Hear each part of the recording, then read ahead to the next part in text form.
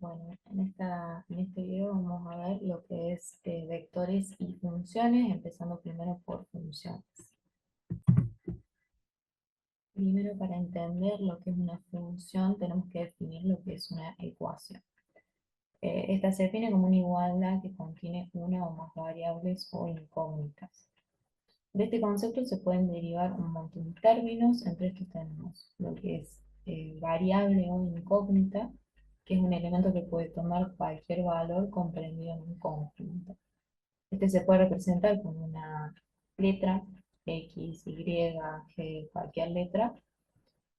Y de acá se puede derivar otro concepto que es el de conjunto, que es una colección de elementos que comparten una propiedad. Tenemos, por ejemplo, lo que es el conjunto dominio e imagen. Básicamente, relacionando estas dos ideas, tenemos que la variable que se representa con una letra representa cualquier valor que está dentro de un conjunto. Por ejemplo, en este caso, la X representaría cualquier valor dentro del conjunto del dominio y la Y otra variable que representa otros valores dentro del conjunto de imagen. Por último, tenemos lo que es la relación, que básicamente es una regla que asocia elementos entre sí. Va a relacionar elementos entre dos conjuntos. Entonces, en esta ecuación, por ejemplo, si yo reemplazo la X por un valor del conjunto del dominio, me va a dar por resultado otro valor del conjunto imagen. Es decir, va a haber una relación entre dos elementos de ambos conjuntos. Bueno, una vez que entendemos lo que es ecuación, ahora podemos pasar a definir función, que es una relación en la que a todo elemento del dominio le corresponde solo una imagen. Básicamente una función es una ecuación en la que se tienen que dar estas dos condiciones. Acá vuelven a salir los conceptos de dominio e imagen, que son estos conjuntos de elementos. Tenemos el dominio, es el conjunto de números, elementos, que corresponden al eje X y que participan en lo que es la función. Lo mismo pasa con las imágenes, pero en el eje Y. En estos dos conjuntos en particular, en lo que viene a ser función, se suelen representar las variables como X en el dominio y la variable Y en la imagen. Para seguir repasando en estos casos en particular las dos condiciones para que sea función, tenemos por un lado esto de que tienen que tener solo una imagen. Ambos casos son ecuaciones, solo que el primero no va a ser una función porque si tomamos un punto X y observamos su Y, vemos que tiene dos imágenes. Por lo que esta condición no se cumple, no es una función. En el caso 2, vemos que sí se cumple porque a todo valor de X le corresponde solo una imagen. Vemos también de que se tiene que dar en este orden la condición, que a cada elemento del dominio le toca solo una imagen, pero a una imagen le pueden tocar dos elementos del dominio y seguir manteniendo la condición de función. Viendo esto podemos entender que toda función es una ecuación, pero no toda ecuación, en este caso, va a ser una función. Bien, una vez definido lo que es una función, pasamos a graficarla. Esto básicamente representa una función y se realiza en un sistema de coordenadas cartesianas. Este sistema se basa en dos ejes, tenemos un eje Y y un eje X, que también se pueden llamar eje de las abscisas o eje de las ordenadas, en cuya intersección se encuentra lo que es el origen, que es el punto 0, 0. A su vez se van a formar cuatro cuadrantes que se enumeran en este orden, 1, 2, 3 y 4. Y por último, la ubicación de puntos en este sistema se basa en los 10 pares de ordenados. Entonces, por ejemplo, si yo quiero ubicar este punto de acá, El par ordenado va a tener la fórmula esta, x, y. Entonces, el valor de este punto va a ser x, que es 3. Lo separo con una coma, un punto coma. Y la y, que es 1. Y ahí tenemos un par ordenado. Bueno, ya que tenemos definido cómo funciona el sistema de coordenadas cartesiano, podemos pasar a graficar la función. Para esto necesitamos lo que es la ecuación, que acá tenemos un ejemplo. Para formar lo que es el gráfico tenemos que ir marcando los distintos pares ordenados y de ahí poder trazar la línea del gráfico. Para encontrar los pares ordenados es básicamente tomar un valor de x, puede ser 1 por ejemplo, y reemplazarlo en la fórmula. Y vemos que 2 por 1 es 2, más 1 es 3, el valor de y va a ser igual a 3. Entonces, si vamos acá al sistema, vemos que el 1 que coincide con la imagen 3, y acá tenemos un par ordenado 1, 3. Y así sucesivamente se van marcando los puntos y se marca la recta final. Bien, una vez trazada la gráfica, podemos definir ciertas características que tenga esta. Por un lado tenemos puntos importantes que pueden o no estar dependiendo de la función. Tenemos lo que es la raíz y la ordenada de origen. La raíz es el punto en el que la función o el gráfico de la función corta al eje de la abscisa o eje X.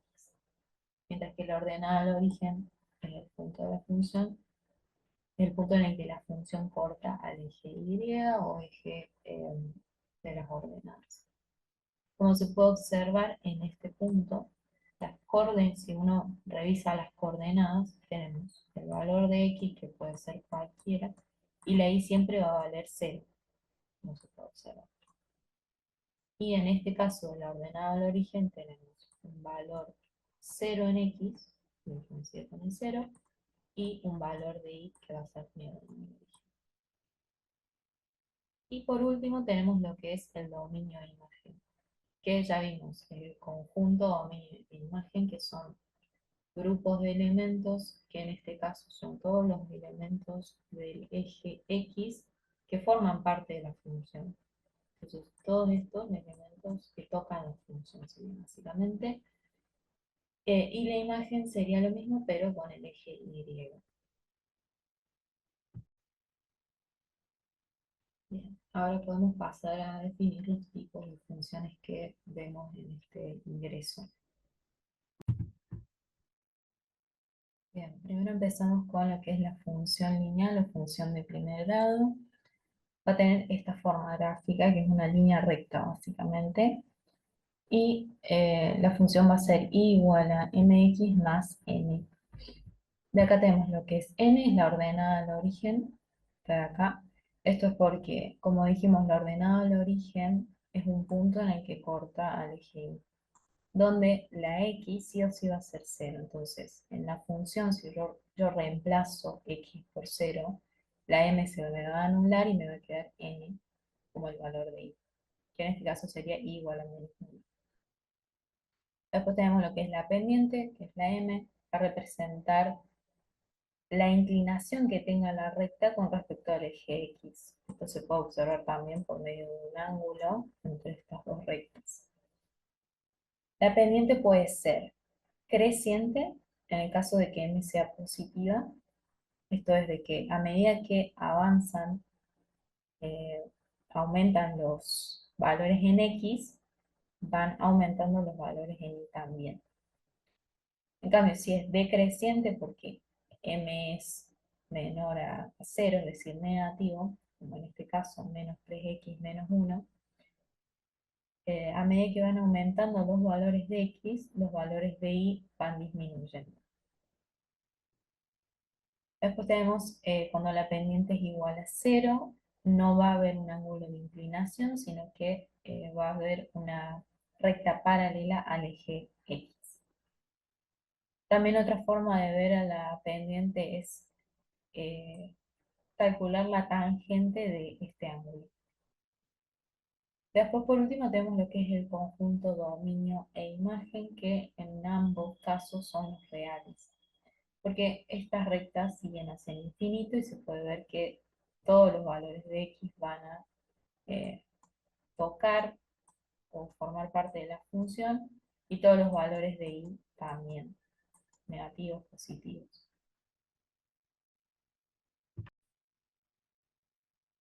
Por último, tenemos los cálculos que se pueden hacer en esta función. Tenemos, bueno, acá de vuelta la formulita, ya dijimos, la ordena al origen, que es básicamente n. La raíz, como dijimos, es un punto en el que la función corta al eje x. Entonces vemos que el valor de y siempre va a ser 0. Por eso tenemos que reemplazar la y por 0 y nos va a dar el resultado de, o sea, despejamos la x y nos va a dar el resultado de la raíz. Siempre va a haber solo una raíz en este caso. Y por último tenemos el cálculo de la pendiente también, que como dijimos, se puede calcular como la tangente de este ángulo de inclinación, pero también se puede calcular si tuviéramos dos puntos específicos. Entonces, a ver, si tuviéramos estos dos puntos, tenemos que reemplazar el punto en y, o sea, tenemos el par ordenado x1 y y1, x2 y 2. Y todo esto se reemplaza acá.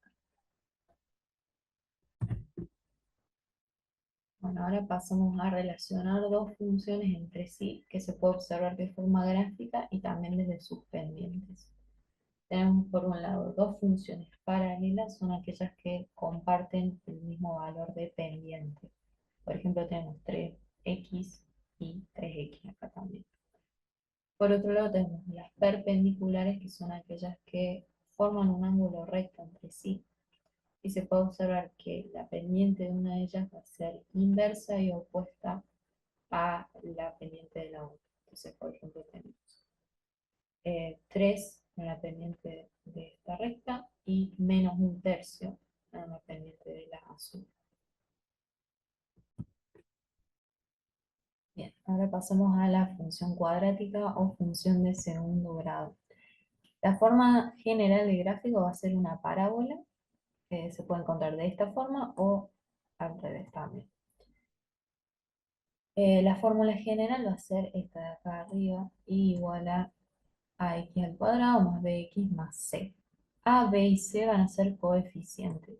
Los coeficientes son aquellos números que acompañan la variable x. En este caso tendríamos A va a ser el coeficiente principal o cuadrático que me va a determinar las ramas de la parábola. Si es positivo, las ramas miran hacia arriba, como en este caso, que el 2 es positivo. Y si es hacia abajo, es porque el coeficiente principal es negativo. eh, Por ejemplo, menos 2. Una forma de recordar fácil esto es pensar positivo, es como una sonrisa, la parábola hacia arriba, y negativo es triste, parábola hacia abajo. Después tenemos lo que es el coeficiente lineal, que es la b arriba. Este me va a determinar la ubicación del eje de simetría. El eje de simetría es este que está marcado en línea punteada. Básicamente se encuentra en el medio de la gráfica, donde se puede observar que hace como un espejo la función, se reflejan entre sí. Se puede determinar la ubicación del eje de simetría con respecto al eje Y. Esto se puede lograr dependiendo del signo de B con respecto al signo de A. Si tienen el mismo signo, como en este caso, que es positivo y positivo, se encuentra al lado izquierdo del eje Y. En cambio, si se encuentra al lado derecho es porque tienen signos diferentes. A su vez, si B es igual a 0, coincide con el eje Y. Por último tenemos lo que es el coeficiente C, el coeficiente independiente, que es básicamente la ordenada de origen.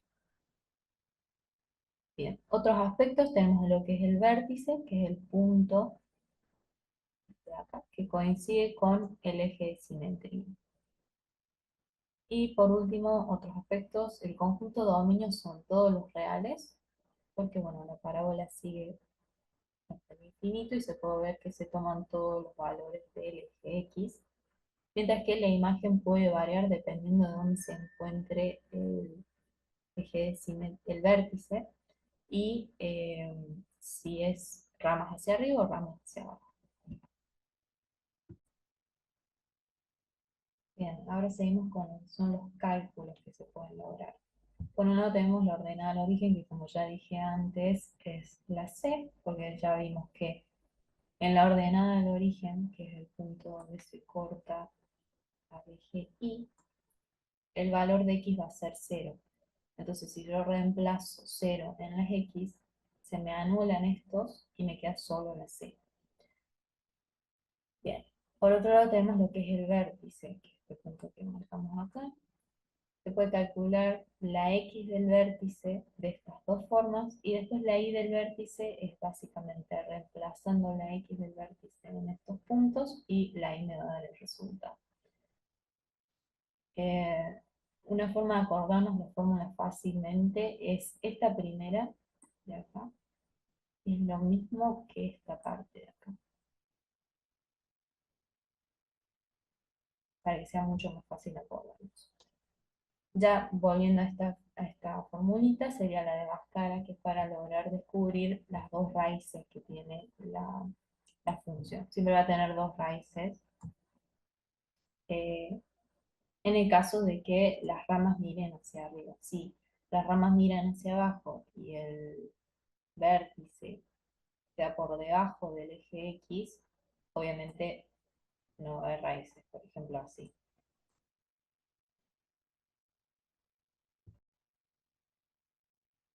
Bueno, ahora tenemos lo que es la función cúbica o de tercer grado. Tiene esta forma gráfica. eh, y la forma general es igual a x al cubo más bx al cuadrado más cx más d. En los cálculos tenés lo que es la ordenada al origen, que es básicamente el coeficiente o el término independiente. Después tenés las raíces, que pueden variar entre ser una raíz, tres raíces, dos raíces. Y esto se puede calcular por factorización o también por Ruffino. Y después tenés lo que es el dominio a imagen, que son todos los reales. Un dato importante que puede servir es que el coeficiente principal sea, si es negativo va a tener esta forma, esta dirección, en cambio si es positivo tiene esta siguiente dirección.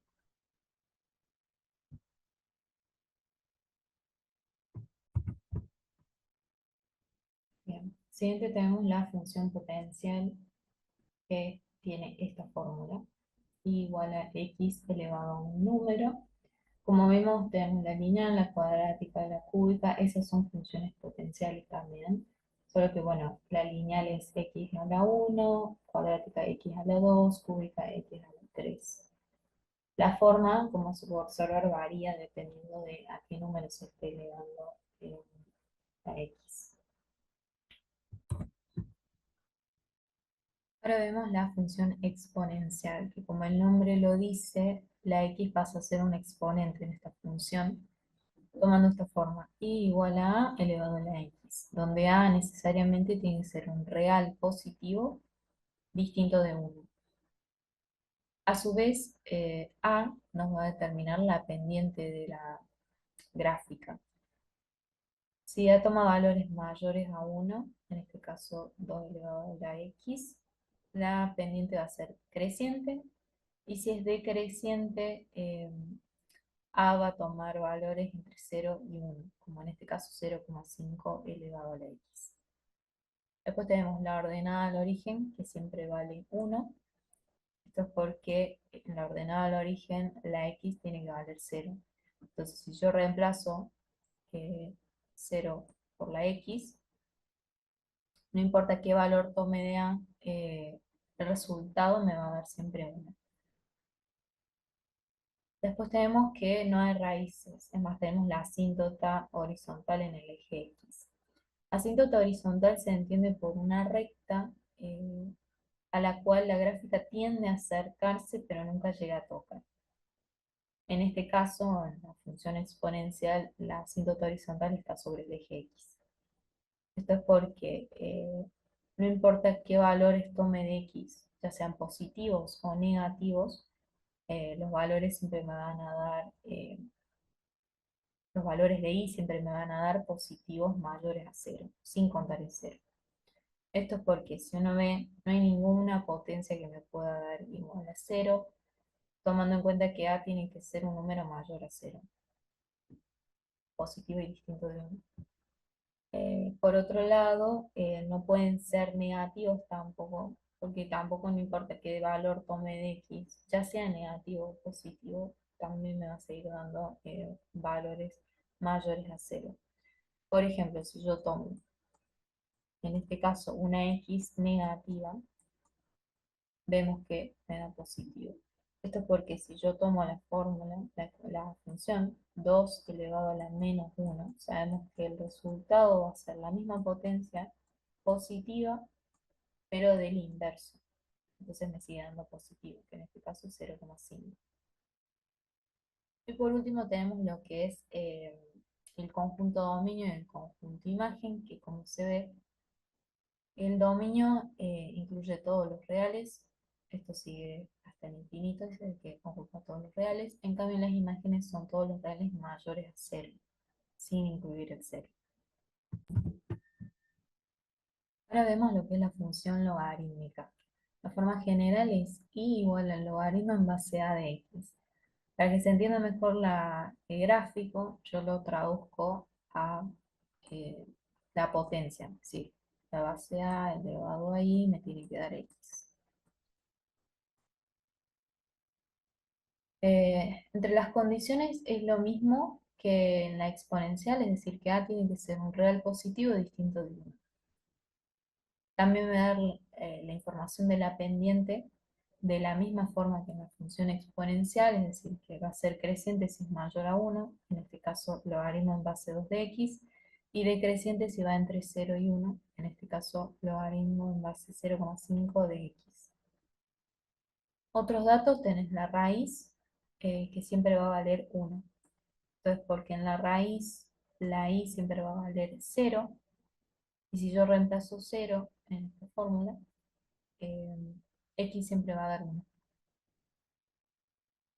Por otro lado, tenés que no hay ordenada al origen, es más, hay una asíntota vertical en el eje y, similar a como había una asíntota horizontal en el eje x en la exponencial.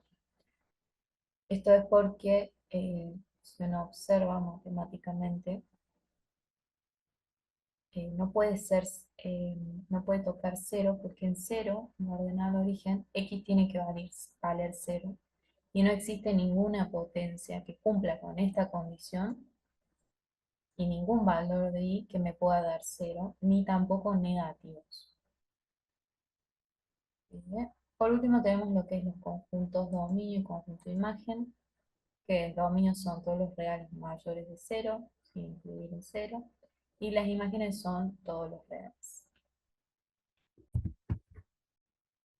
Por último tenemos la función inversa, que tiene esta forma, y igual a una constante k, que tiene que ser diferente de 0, dividido la variable x.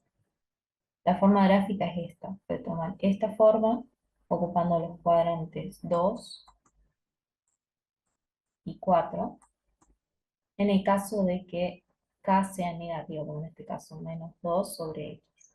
O también puede ser en los cuadrantes 1 y 3, en el caso de que la k sea positiva. Otra información que podemos adquirir es el dominio y la imagen. Ambos ocupan todos los reales exceptuando el 0. Esto es porque si uno ve matemáticamente, no existe la posibilidad de que y sea igual a 0 o de x sea igual a 0. Bien, ahora pasamos a lo que son los vectores, que se definen como representaciones de una magnitud vectorial. Estas magnitudes vectoriales que representan son distintas a las magnitudes escalares que conocemos. Estas magnitudes escalares se pueden representar por medio de un número y una unidad de medida. Por ejemplo, un kilogramo. En cambio, las magnitudes vectoriales se pueden representar por medio de una flecha. Estas flechas van a tener ciertos elementos que son que se mencionan acá. Tenés primero el origen o punto de aplicación, que es básicamente de dónde empieza la flecha. Después tenemos el módulo o magnitud, que esto sí es una magnitud escalar. Se puede representar como aparece acá, entre corchetes, el nombre del vector y de ahí poner la cifra. Es básicamente el largo de la flecha. La dirección tiene que ver con la inclinación que tenga esta flecha con respecto a un eje de referencia. Esto se puede ver por medio de un ángulo. Después tenemos el sentido, que el sentido es donde se encuentra la punta de la flecha. En este caso podría ser hacia allá o hacia acá también podría ser. Y por último, la recta de acción, que es esta recta donde se encuentra eh, el vector. Pasamos a ver ahora los tipos de relación que se pueden establecer entre dos o más vectores distintos. Por ejemplo, tenés vectores perpendiculares, que son aquellos que forman un ángulo de 90 grados entre sí. En paralelos, que tienen la misma dirección. Acá se ve que es el mismo ángulo con respecto al eje de referencia.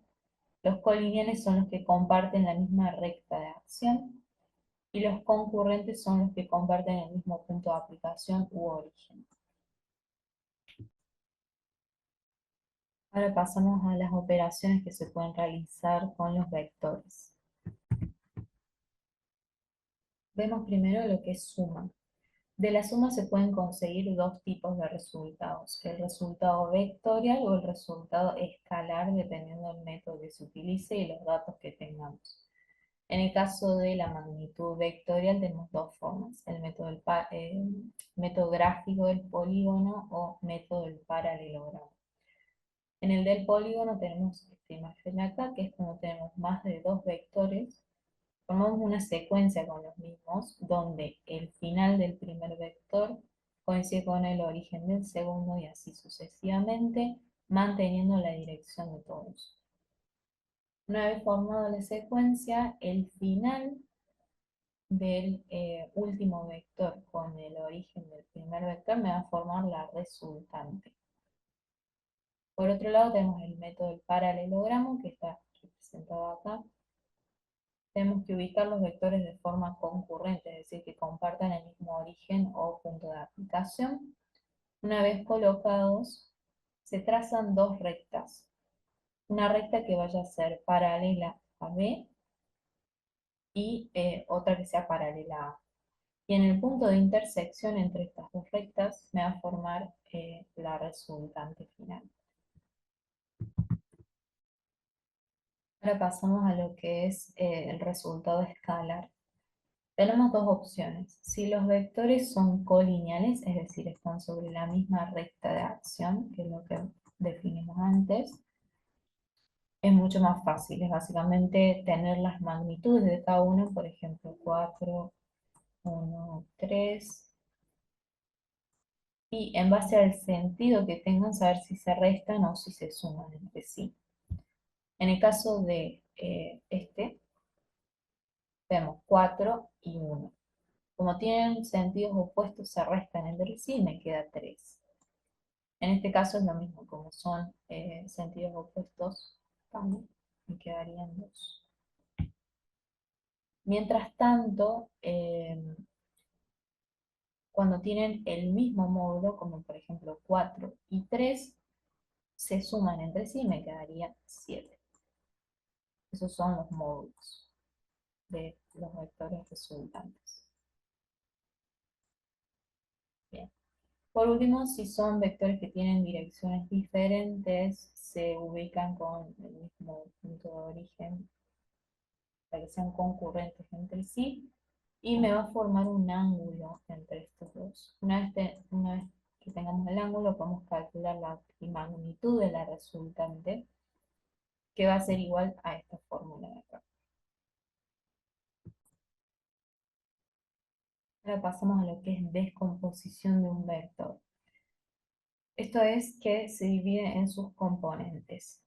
Para esto necesitamos lo que es el sistema de coordenadas, sistema de ejes, y se ubica el vector que queremos descomponer en este cuadrante, eh, con el origen coincidiendo con el origen del sistema. Gráficamente los componentes son estos de acá, estos azules, que son como proyecciones del vector pero sobre los ejes. Matemáticamente se pueden calcular con estas fórmulas de acá, para la componente en X, que es esta de acá, o para la componente en Y, que es esta de acá. Esto se consigue porque, como se puede observar, se forma, en este caso, un triángulo rectángulo. Y como es un triángulo rectángulo, aplica lo que es Pitágoras. Eh, y bueno, sabemos lo de SOHCAHTOA, tenemos K, que es el coseno, igual al adyacente sobre la hipotenusa. Nuestra hipotenusa es acá, adyacente es este, y el opuesto es este. Entonces, acá se puede observar el coseno del cateto adyacente, que es f de x, o sea, la componente, dividido la hipotenusa. Y de ahí despejamos f de x para que podamos calcular lo que es la magnitud. Lo mismo con el seno, que sabemos que el seno es el cateto opuesto sobre hipotenusa. Entonces vemos que el seno de tita va a ser igual a f de i, o sea, la componente en i, que es igual a esto, cateto opuesto, sobre la hipotenusa. Despejamos y nos da la fórmula. Bien, por último vemos lo que es el producto o multiplicación. Acá se puede calcular de forma tal que nos dé un resultante vectorial o escalar. En el vectorial tenemos dos opciones, o el producto de Gibbs o producto Cruz, que básicamente dice que el producto entre el vector B por el vector A me va a dar otro vector que va a ser perpendicular a estos dos anteriores. Y después tenés el producto de un vector por una escala. En este caso, por ejemplo, si yo tengo un vector que vale 2, o sea, el módulo del vector es igual a 2, lo multiplico por un número, es decir, una magnitud escalar que va a ser 2, el resultado va a ser la misma dirección, pero el módulo va a cambiar, en este caso el doble, es decir, que ahora el vector va a valer 4. Y en este caso, como comparten el mismo signo, el sentido no va a cambiar. En el caso de que sea menos 2, el resultado sería sentido opuesto. Después, para que me den un resultado escalar, tenemos lo que es el producto escalar o producto punto, que se calcula con esta fórmula. Esta fórmula viene porque se entiende de que el producto entre estos dos vectores va a ser igual al producto entre el vector B por el componente de A sobre B. Entonces, matemáticamente tenemos la magnitud de B, que ya está agregado, por este, este componente de A. La componente se calcula con Pitágoras, porque acá se formó lo que es un triángulo rectángulo, y viene del coseno igual a el adyacente sobre la hipotenusa, que la hipotenusa es A en realidad. Entonces, si despejamos el cateto adyacente, que es lo que nos interesa eh, saber, nos da que el cateto adyacente es igual al coseno por A, que es esto que nos da acá. Y se agrega en la formulita.